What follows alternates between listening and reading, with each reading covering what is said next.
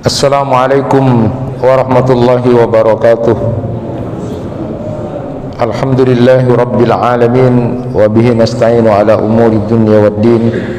Ashhadu an la ilaha illallah wahdahu la syarika lah wa ashhadu anna Muhammadan abduhu wa rasuluh. Allahumma salli wa sallim ala nabiyyina Muhammadin wa ala alihi wa ashabihi ajma'in. Rabbi shrah li sadri wa yassir li amri wahlul 'uqdatam min lisani yafqahu qawli. Amma ba'du.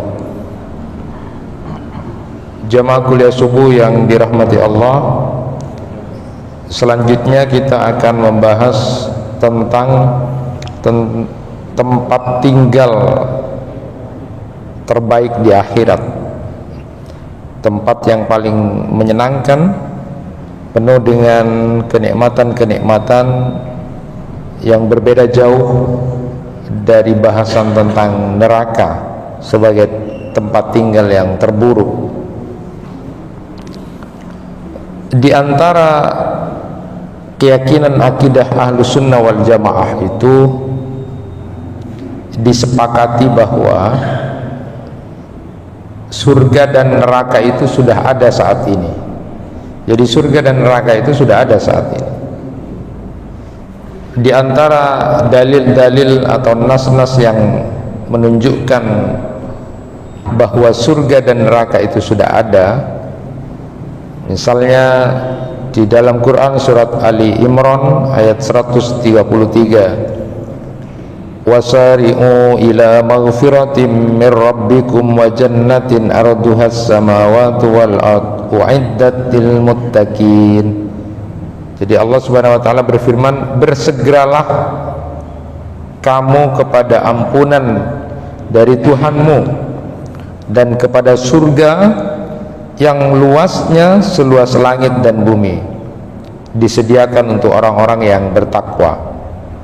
Itu dalam Quran surat Ali Imran ayat 133, menjadi dalil dasar bahwa surga itu sudah ada.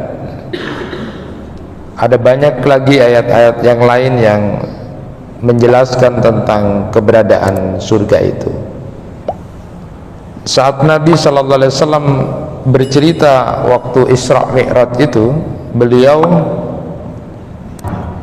dalam hadis disebutkan, summa intalaka bi Jibril hatta na'tiya sidratal muntaha wa ghasyiha alwanun la adri ma hiya. Qala summa udkhiltul jannata fa idza fiha janabidul lu'lu'a wa idza tarabuha al-mis. Di antara cerita Nabi ketika Isra Mi'raj itu, beliau menyatakan, lalu Jibril membawaku pergi hingga kami tiba di Sidratil Muntaha. Lalu ia terselimuti warna-warna yang tidak aku ketahui apa saja itu, kata Nabi. Setelah itu aku masuk dalam surga, di sana terdapat kubah-kubah mutiara, tanahnya minyak kasturi. Ini diantara cerita Nabi bahwa beliau ketika Isra Mi'raj itu sudah masuk ke dalam surga itu, sehingga ini menjadi dalil bahwa surga itu sekarang sudah ada. Ada juga riwayat Ibnu Umar radhiyallahu anhuma, Nabi sallallahu alaihi wasallam bersabda, inna ahadakum idza mata urida alaihi maq'aduhu bil ghadat wal asyi, in kana min ahlil jannah fa min ahlil jannah wa in kana min ahlin nar fa min ahlin nar, fa yuqalu hadza maq'aduka hatta yab'asaka Allahu yaumal qiyamah. Nabi sallallahu alaihi wasallam bersabda, sesungguhnya bila salah seorang dari kalian meninggal dunia, maka lalu kemudian diperlihatkan kepadanya pada waktu pagi dan sore hari di mana nanti tempat tinggalnya. Bila dia termasuk penghuni surga, dia termasuk penghuni surga, dan bila termasuk penghuni neraka, dia termasuk penghuni neraka. Dikatakan, inilah tempatmu hingga Allah membangkitkanmu pada hari kiamat. Jadi ini juga menjadi dasar dalil bahwa surga dan neraka itu sudah ada. Jadi orang yang meninggal pada saat di alam barzah itu sudah diperlihatkan, ini tempatmu, ini tempatmu. Pagi dan sore diperlihatkan itu. Jadi mereka yang kemudian ahli surga merasa senang, tapi kalau diperlihatkan neraka, maka dia itu menjadi tersiksa, dan itu adalah bagian dari siksa kubur ya. Sudah diperlihatkan pagi dan sorenya itu. Ada riwayat dari Aisyah radhiyallahu anha, pada saat terjadi gerhana matahari, saat Rasulullah sallallahu alaihi wasallam berkhutbah, tiba-tiba kemudian beliau seperti mengambil sesuatu, maju ke depan seperti mengambil sesuatu, lalu kemudian mundur ke belakang. Itu pada saat beliau khutbah di waktu salat gerhana. Innas samsa wal qamara ayatani min ayatillah la yakhsifani li mauti ahadin wala li hayatihi fa idza ra'aitum dzalika fafza'u ila shalah laqad ra'aitu fi maqami hadza kulla syai' wa ittuhu hatta laqad ra'aitu uridu an akhudahu kitfam minal jannah hina ra'aitumuni ja'altu ataqaddam wa laqad ra'aitu jahannam ya'dimu ba'duha ba'da hina ra'aitumuni ta'akhartu. Sesungguhnya matahari dan bulan adalah dua dari sekian tanda-tanda kebesaran Allah. Keduanya tidak mengalami gerhana karena kematian ataupun kehidupan seseorang. Bila kalian melihatnya, segera tunaikan salat. Beliau bersabda, di tempatku ini aku melihat segala sesuatu yang dijanjikan untuk kalian, hingga aku berkeinginan memetik buah surga saat kalian melihatku maju ke depan.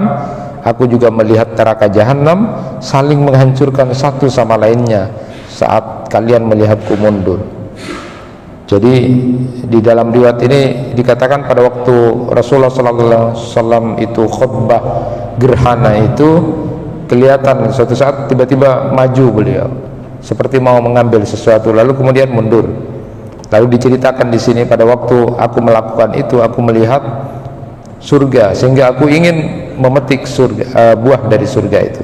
Dan ketika aku mundur ke belakang karena aku melihat neraka itu saling menghancurkan, sehingga aku mundur ke belakang. Ini menunjukkan bahwa surga dan neraka itu sudah ada. Dan di riwayat Ibnu Abbas radhiyallahu anhu itu ada tambahan falam ara mandaran kal yaumi qad aqta ya.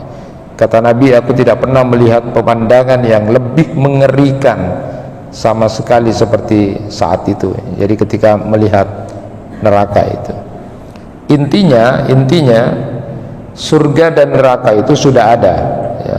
Jadi keyakinan Ahlussunnah wal Jamaah itu meyakini bahwa surga dan neraka itu sudah ada. Hanya kelompok Qadariyah ya, Qadariyah dan Mu'tazilah lah yang mengingkari bahwa surga dan neraka itu sudah ada saat ini. Jadi kelompok Qadariyah dan Mu'tazilah saja yang mengingkari bahwa surga dan neraka itu sudah ada saat ini. Mereka mengingkari itu. Kemudian riwayat dari Sahal bin Sa'ad As-Sa'idi, dia berkata, syahidtu ma'a Rasulillah sallallahu alaihi wasallam majlisan wasafa fihi al-jannah hatta intaha summa qala sallallahu alaihi wasallam fi akhiri hadisihi fiha ma la aynun ra'at wa la udhunun sami'at wa la khatara ala qalbin bashar summa iktara hadhihi al-ayah tatajafa junubuhum 'anil madaji yad'una rabbahum khawfan wa tama'a wa mimma razaqnahum yunfikuna fala ta'lamu nafsum ma ukhfiya lahum min qurrati a'yun jazaa'an bima kanu ya'malun. Dari Sahal bin Sa'ad As-Sa'idi itu berkata, aku menyaksikan majelis Rasulullah sallallahu alaihi wasallam. Di sana beliau lalu menggambarkan surga sampai tuntas, dan di akhir penutupan penjelasannya tentang surga beliau bersabda, di dalam surga itu terdapat apa yang tidak pernah dilihat oleh mata, tidak pernah didengar oleh telinga, dan bahkan tidak pernah terlintas di benak manusia. Lalu kemudian beliau membaca ayat tatajafa fi junubihim itu tadi. Jadi lambung mereka jauh dari tempat tidurnya, dan mereka selalu berdoa kepada Rabbnya dengan penuh rasa takut dan harap, serta mereka menafkahkan sebagian rezeki yang kami berikan. Tidak seorang pun mengetahui berbagai nikmat yang menanti yang indah dipandang mata sebagai balasan bagi mereka atas yang mereka kerjakan. Itu yang dibaca Quran surat As-Sajdah ayat 15 sampai 16. Ini riwayat hadis riwayat Muslim 2824. Nah, jamaah yang dirahmati Allah, kita lalu melanjutkan tentang pintu-pintu surga. Di dalam hadis Rasulullah SAW bahwa pintu-pintu surga itu dibuka di dua waktu. Yang pertama adalah hari Senin dan hari Kamis setiap pekan. Tuftahu abwabul jannah yaumal isnaini wa yaumal khamis wa yughfaru likulli 'abdin la yusyriku billahi syai'a illa rajulan kanat bainahu wa baina akhihi syahna fayuqalu anziru hadaini hatta yastaliha anziru hadaini hatta yastaliha anziru hadaini hatta yastaliha. Rawahu Muslim. Pintu-pintu surga itu dibuka pada hari Senin dan Kamis, dan di riwayat lain itulah kenapa kemudian Rasulullah SAW suka berpuasa di waktu Senin dan Kamis, karena beliau menyatakan, karena aku ingin kemudian laporanku ya, hari Senin dan Kamis itu kepada Allah dalam keadaan sedang berpuasa. Jadi aku dilaporkan pada waktu hari Senin dan Kamis itu, suka sekali puasa Senin Kamis, karena aku ingin kemudian dilaporkan dalam keadaan berpuasa pada hari Senin dan Kamis itu. Lalu setiap hamba yang tidak menyekutukan Allah dengan sesuatu apapun, maka dia akan diampuni. Jadi pintu surga itu dibuka hari Senin dan Kamis, lalu setiap hamba yang tidak menyekutukan Allah dengan sesuatu, maka dia akan diampuni, kecuali seseorang yang bermusuhan antara dia dan saudaranya, dan dikatakan kepada mereka, tahanlah dua orang ini sehingga keduanya saling menyapa. Tahan orang ini, tidak dapat ampunan, tidak dapat ampunan. 3 kali kemudian disebutkan di situ bahwa tahan dua orang ini sehingga keduanya saling menyapa. Jadi tidak dapat ampunan ketika dia pun baik dan tidak menyekutukan Allah, kecuali memang orang-orang yang bermusuh-musuhan. Nah, ini sebagai sebuah kerugian teologis gitu ya. Saya sebut kerugian teologis orang yang bermusuh-musuhan itu, dia akan tertahan untuk dapat ampunan sebagai syarat bisa masuk surga, itu adalah tidak bermusuh-musuhan. Jadi surga itu terbuka pintunya, memberi kesempatan kepada hamba-hamba Allah dalam melakukan amal saleh yang terjaga.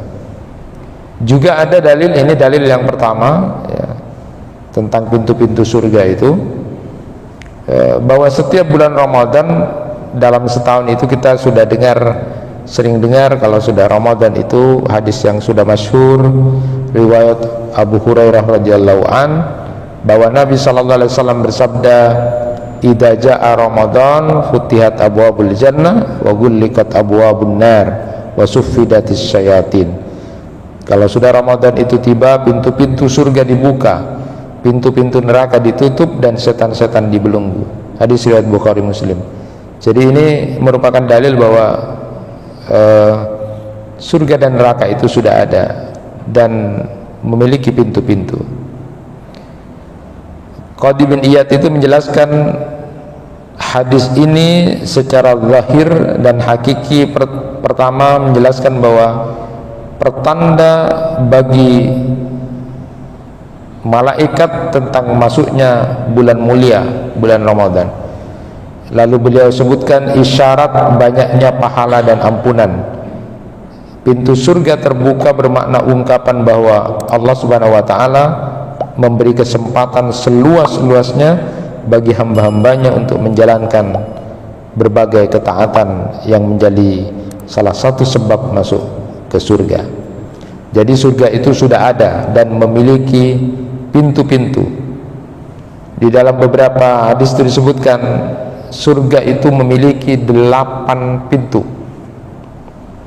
Di antara dalilnya adalah pertama riwayat Umar bin Khattab radhiyallahu an, Nabi sallallahu alaihi wasallam bersabda, "Ma minkum min ahadin tawadda'a fa ahsanal wudu summa qala asyhadu an la ilaha illallah wahdahu la syarikalah wa asyhadu anna muhammadan abduhu wa rasuluh illa futihat lahu samaniyata abwabil jannah yadkhulu min ayyihi sa'a." Tidaklah seorang dari kalian berwudu lalu wudu dengan sempurna, setelah itu lalu kemudian berdoa mengucapkan asyhadu an la ilaha illallah wahdahu la syarikalah wa asyhadu anna muhammadan abduhu wa rasuluh. Ketika dia sudah berdoa itu, maka melainkan ke-8 pintu surga akan dibukakan untuknya, dia masuk melalui pintu manapun seperti yang dia mau. Hadis riwayat Muslim. Jadi dalam hadis ini disebutkan siapa orang yang wudhu lalu sempurna wudhunya, lalu setelah wudhu membaca doa asyhadu an la ilaha illallah wahdahu la syarikalah wa asyhadu anna muhammadan abduhu wa rasuluh, itu kalau sudah baca itu, maka Allah menyatakan dia akan diberikan kesempatan untuk masuk ke 8 pintu surga, dari mana dia akan masuk.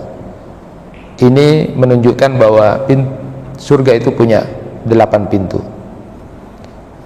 Kemudian riwayat Utbah bin Abdullah As-Sulami, dia berkata, aku mendengar Rasulullah SAW bersabda, "Ma min muslimin yutawaffa lahu salasatun minal walad lam yablughul al-khinsa illa talaqqawhu min abwabil jannah as-samaniyati min ayyiha sa'a dakhala." Tidaklah seorang muslim ditinggal mati 3 anaknya yang belum balik, melainkan mereka akan menjemputnya di 8 pintu surga. Dia masuk melalui pintu manapun yang dia suka. Jadi hadis ini menggambarkan tentang orang yang sabar.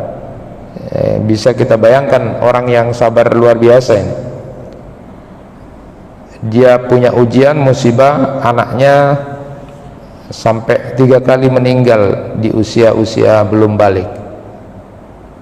Maka kalau dia sabar dengan itu, dia akan dijemput di 8 pintu surga. Dia masuk melalui pintu manapun yang dia suka. Di riwayat Ibnu Majah. Jadi memang kesabaran yang luar biasa ini. Seorang perempuan, seorang istri, anaknya meninggal di usia-usia seperti itu, 1 anak saja sudah bisa membuat dia depresi luar biasa, apalagi sampai 3 kali mengalami itu dan dia bersabar. Nah, balasan seorang perempuan atau orang tua yang bersabar dengan anaknya yang meninggal di posisi-posisi seperti itu dia akan dijemput oleh malaikat kalau dia sabar dari 8 pintu itu, silakan masuk mana saja. Jadi satu sisi itu berbicara tentang sabar, nilai sabar, di sisi lain juga berbicara bahwa surga itu punya 8 pintu itu. Nah, pintu-pintu surga itu antara lain,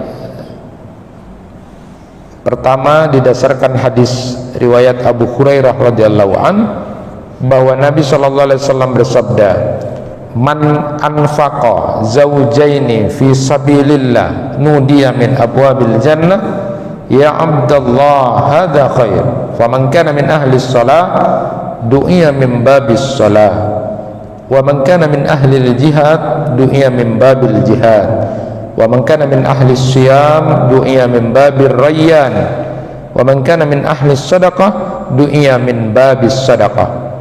Faqala Abu Bakar radhiyallahu an, "Bi abi anta wa ummi ya Rasulullah, ma'ala man du'iya min tilkal abwab min daruratin fahal yud'a ahadun min tilkal abwab kulliha?" Qala na'am wa arju an takuna minhu. Rasulullah sallallahu alaihi wasallam bersabda, barang siapa menginfakkan 2 benda sepasang di jalan Allah, dia dipanggil melalui pintu-pintu surga. Wahai hamba Allah, pintu ini lebih baik. Bila termasuk ahli salat, maka dia akan dipanggil dari pintu salat. Bila termasuk ahli jihad, akan dipanggil dari pintu jihad. Bila termasuk ahli puasa, dia akan dipanggil dari pintu Ar-Rayyan. Dan bila termasuk ahli sedekah, akan dipanggil dari pintu ahli sedekah. Abu Bakar lalu kemudian berkata, ayah dan ibuku sebagai tebusan untukmu ya Rasulullah. Bisakah ada seorang hamba yang kemudian dipanggil dari semua pintu itu? Maka Rasulullah SAW menjawab, iya ada hamba yang begitu, dan aku berharap semoga engkau termasuk salah satunya. Hadis muttafaq alaih. Jadi di dalam hadis riwayat Abu Hurairah ini sudah dijelaskan ada pintu-pintu surga itu. Pertama pintu ahli salat, kemudian yang kedua pintu ahli jihad, yang ketiga pintu ahli puasa, dan yang keempat pintu ahli sedekah.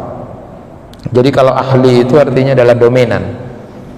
Jadi bukan berarti orang yang ahli salat lalu tidak puasa, tidak zakat, bukan, tetapi dominan. Jadi ahlu itu adalah dominan. Semua amal dia lakukan, tapi orang melihat dan mengenalnya itu dominannya itu. Jadi ahli salat akan masuk dari pintu ahli salat, ahli jihad akan masuk dari pintu ahli jihad, ahli puasa akan masuk dari pintu Ar-Rayyan, dan ahli sedekah maka dia kemudian akan masuk dari pintu ahli sedekah. Ini sudah 4 disebutkan. Jadi bisalah kemudian bapak dan ibu, engkau masuk ahli apa dia? Masuk ahli salatkah, ahli jihadkah, ahli puasakah, ahli sedekah? Nanti kalau bahasan tentang ahli puasa itu kan ada kajian secara kuantitatif, ada kualitatif. Secara kuantitatif memang sering puasa. Jadi kalau puasa, semua puasa wajib dan puasa sunnah itu hampir dalam setahun itu hitungannya dia puasa 6 bulan 6 hari dari berbagai macam puasa itu. Yang rajin puasa Senin Kamis, terus salat puasa wajib itu ada yang 4 bulan hitungannya dalam setahun, 4 bulan 4 hari. Ada yang puasa wajib dengan puasa 3 hari per bulan, itu hitungannya bisa 2 bulan 8 hari.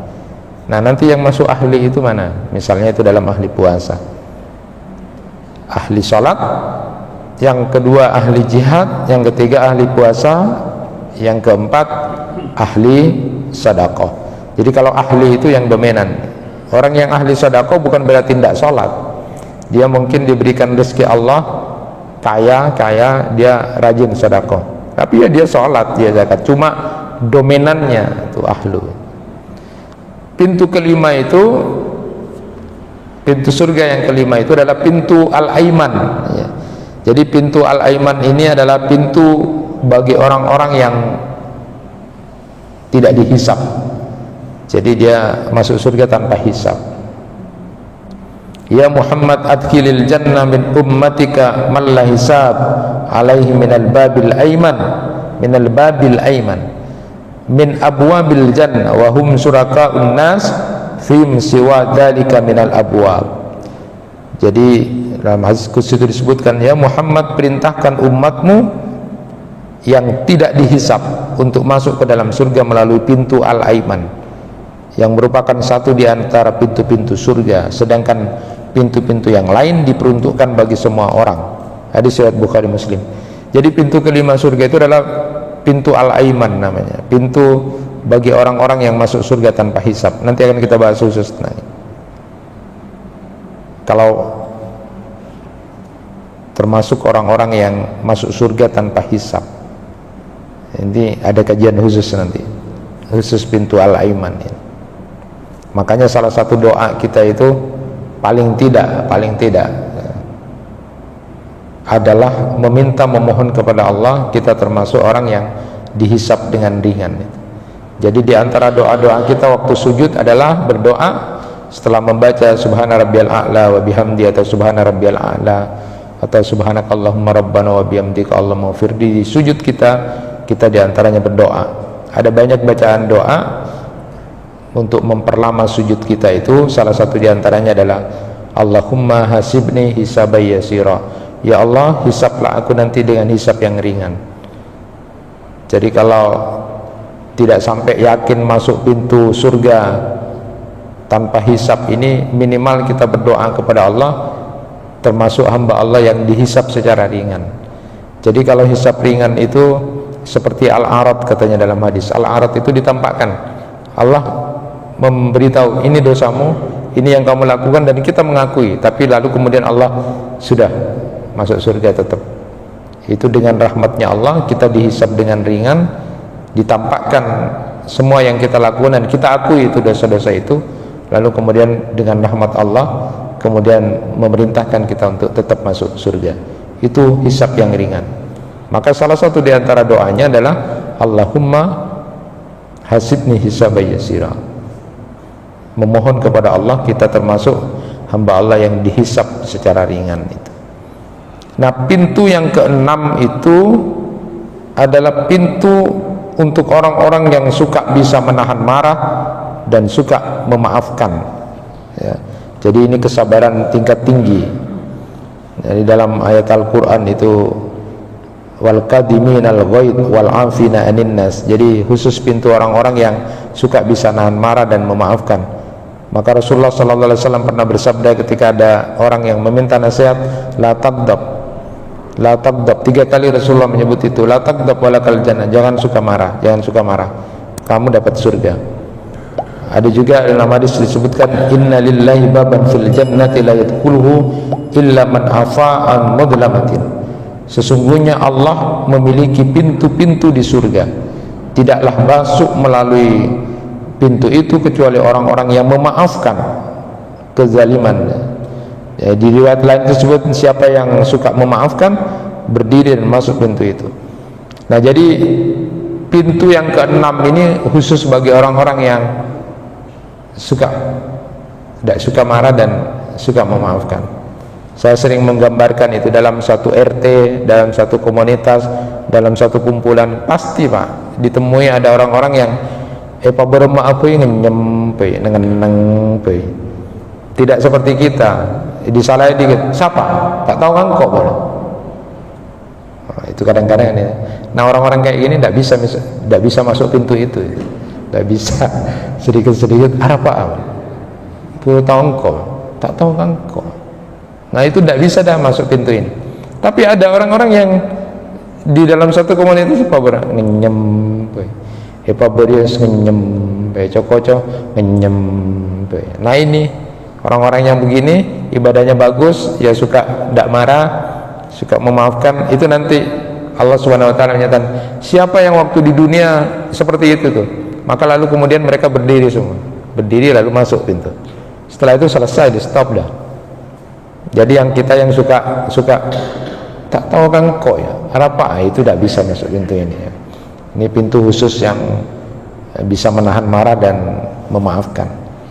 Pintu yang ketujuh itu menurut Ibnu Hajar Al-Asqalani itu adalah pintu haji ya, yang kemudian berhasil dalam hajinya. Wal hajjul mabrur laisa lahu jazaa illal jannah. Nah, ini sering kita dengar ya. Kemudian pintu yang ke-8 itu berbeda pendapat ulama. Kalau Imam An-Nawawi itu menyatakan adalah pintu orang yang bertaubat. Ada juga yang menyebut Imam At-Tirmizi itu adalah pintu ahli zikir. Jadi kalau kita kemudian melihat pendapat para ulama itu, jadi pertama itu adalah ahli sholat. Pintu surga itu adalah ahli sholat. Kemudian yang kedua adalah ahli jihad.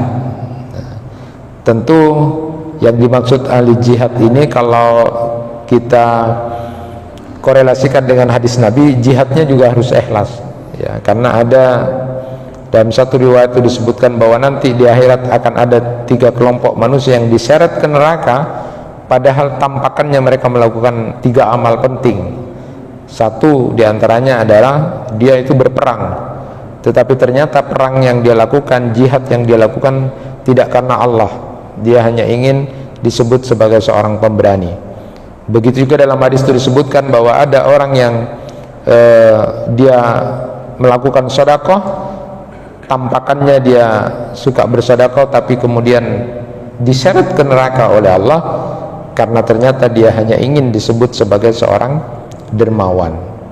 Bahkan ada seorang yang membaca Al-Quran kemudian dia berilmu, tapi ternyata bacaan Qur'annya itu hanya ingin biar disebut sebagai seorang qari dan disebut sebagai seorang alim, seorang ulama.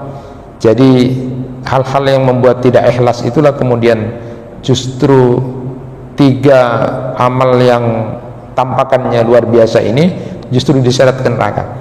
Sehingga ketika Abu Hurairah itu ditanya tentang hadis Nabi yang paling kamu ingat, itu sempat pingsan. Ada juga Muawiyah ditanya begitu juga sempat pingsan. Ternyata hadis yang dimaksud itu adalah tentang 3 amal ini. Artinya bayangkan itu amal orang berilmu, orang baca Quran, lalu jihad, lalu bersedekah. Itu adalah amal-amal utama. Tapi kemudian justru karena tidak ikhlasnya karena Allah, lalu justru dijadikan diseret ke neraka. Bahkan oleh Syekh Mahir As-Sufi itu dalam kitabnya disebutkan ketika menjelaskan tentang tafsir ya ayyuhalladzina amanu qu anfusakum wa ahlikum nara wa quduhan nas wal hijarah.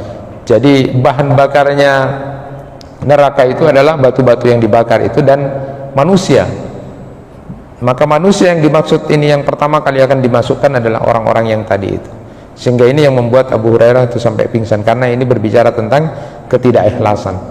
Padahal amal yang dilihat itu adalah amal-amal utama, tapi karena tidak ikhlas, ya karena dia mau disebut sebagai seorang alim, ulama, disebut sebagai jago baca Quran, jadi lebih kepada pujian manusia, lalu kemudian disebut sebagai pemberani, lalu disebut sebagai dermawan, hanya lebih kepada pujian-pujian manusia itu. Nah, kemudian pintu yang ke-8 tadi itu, kalau 7 itu pintu haji, pintu ke-8 itu berbeda pendapat. Ada yang menyebut bahwa pintu ahli zikir, kemudian ada yang menyebut sebagai pintu ahli taubat. Jadi orang taubat pun itu ternyata dicintai Allah. Itulah kenapa kemudian kita tidak boleh menghina, mencela orang, karena bisa jadi sebelum dia meninggal dia bertaubat dan kemudian dia menjadi ahli taubat, dan itu ada pintu khusus untuk orang-orang yang ahli taubat. Makanya di dalam Al-Quran pun Allah Subhanahu wa ta'ala mencintai orang-orang ini. Innallaha yuhibbut tawwabin. Jadi yang dicintai itu orang bertaubat. Itulah kenapa sekali lagi kita tidak boleh mencela, menghina orang, karena bisa jadi di akhir hidupnya justru dialah yang diterima oleh Allah.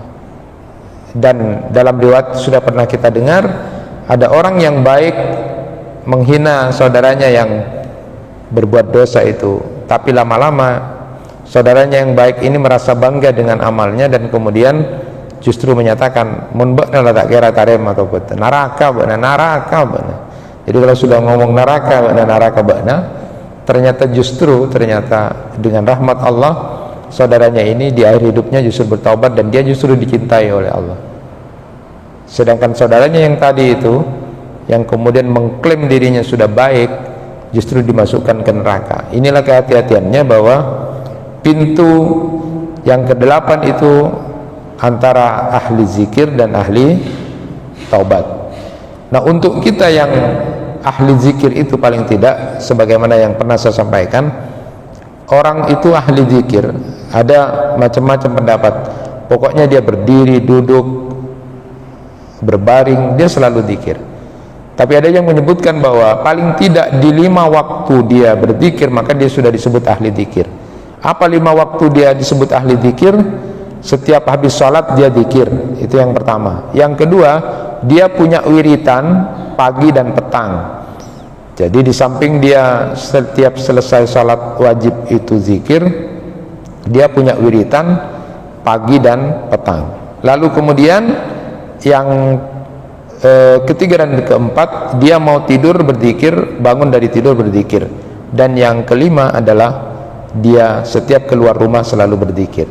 Jadi 5 keadaan itu dia berzikir, maka sudah disebut sebagai ahli zikir.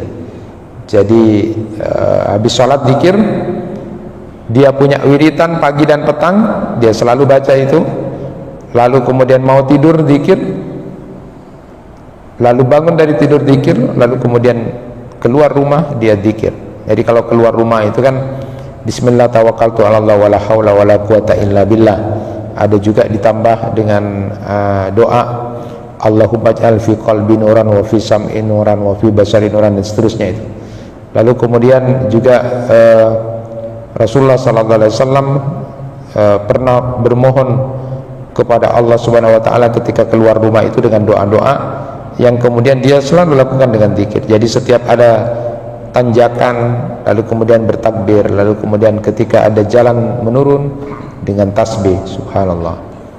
Maka saya sampaikan pada murid saya yang kelasnya di kelas atas itu harusnya bersyukur. Nah, memang kelihatannya capek, aduh mau oleh kelas atas ini, padahal itu bersyukur harusnya kamu ditempatkan di sini. Kenapa? Karena kamu setiap naik tangga itu bertakbir Allahu Akbar Allah. Nah, temanmu yang di bawah itu tidak punya kesempatan itu. Nah, ketika turun baca tasbih subhanallah subhanallah. Ini masalahnya orang yang berilmu tahu itu. Dia bersyukur alhamdulillah engkau atas. Tapi kalau yang tidak tahu, aduh, hari ya palang dia atas itu. Jadi sebenarnya tidak ada sesuatu yang jelek. Tinggal bagaimana kita memanfaatkan itu. Bapak Ibu yang dirahmati Allah, mengakhiri kajian pertama tentang surga ini, maka tadi ingin saya sampaikan nasihat dari Umar bin Abdul Aziz ya, terkait dengan pintu yang ke-7 tadi, pintu yang ke-6. Pintu yang ke-6 itu kan khusus bagi orang-orang yang nggak suka marah. Dia kalem aja gitu kan, suka memaafkan, tidak suka marah, suka memaafkan. Itu pintu yang ke-6. Saya hanya ingin menyampaikan nasihat Umar bin Abdul Aziz saat kemudian beliau diaduin oleh seseorang tentang bahwa dia itu sedang didolimi orang. Saat ada orang laki-laki mengadu kepada Umar bin Abdul Aziz tentang orang yang mendaliminya, lalu kemudian beliau berkomentar, faja'ala yasku ilaihi rajulan dalamahu wa yaqa'u fihi. Ketika kemudian diadukan kepada Umar bin Abdul Aziz tentang seseorang yang mendalimi dirinya, faqala lahu Umar radhiyallahu an, innaka antalqallahu wa madlamatuka kama hiya khairul laka min antalqah wa qad intafadha. Ia mengadu ada orang yang menzaliminya, lalu kemudian dia balas mencaci maki.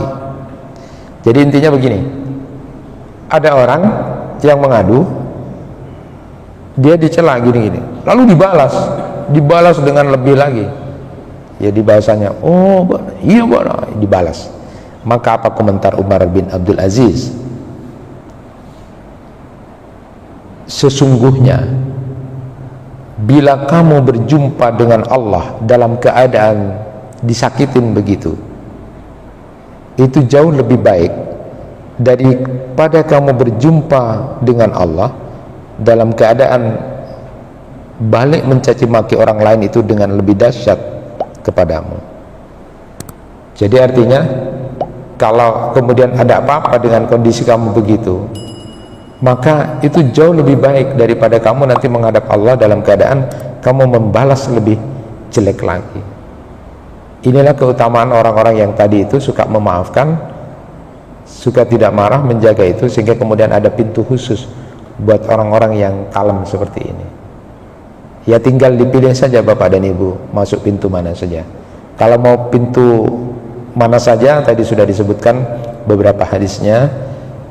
Dan kalau mau masuk salah satunya, jadikan yang dominan, dilakukan amal-amal yang ada pada itu. Bisa jadi ahli salat, bisa ahli jihad, bisa ahli puasa, bisa ahli sedekah, atau ada pintu al-aiman khusus dimasuki orang-orang yang masuk surga tanpa hisab. Pintu ke-6 adalah orang-orang yang suka bisa menahan marah dan memaafkan, tapi ini susah sekali juga. Kemudian yang ke-7 pintu haji,